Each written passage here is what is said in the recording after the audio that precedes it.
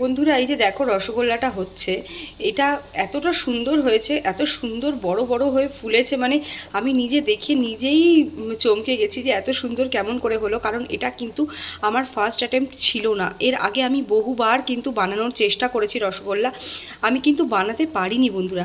10 থেকে 12 বার আমি চেষ্টা করেছি, চেষ্টা করেও যখন পারিনি, কখনো বা খুলে গেছে, ভেঙে গেছে, নষ্ট হয়ে গেছে, এবং কখনো ময়দার পরিমাণ বেশি হয়ে যাওয়াতে সেটা ফোলেইনি, পুরো টাইট বলের মতো হয়ে থেকেছে। তো এইবার আমি যে বানাতে গেছি, আমি কিন্তু প্রচণ্ড ভয়ে ছিলাম যে কতটা ভালো হবে, কি হবে না হবে, সেটা নিয়ে আমি প্রচণ্ড টেনশনে ছিলাম।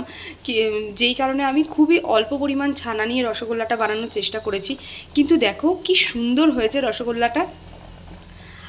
একেই বলে যে চেষ্টা করলে একদিন না একদিন নিশ্চয়ই সফল হওয়া যায়। তো আমি সফল হয়েছি, এটাই আমার কাছে বিরাট বড় পাওনা। আমি খুব আনন্দ, মানে এত আনন্দ আমি পেলাম এই জিনিসটা হওয়াতে। তো দেখো,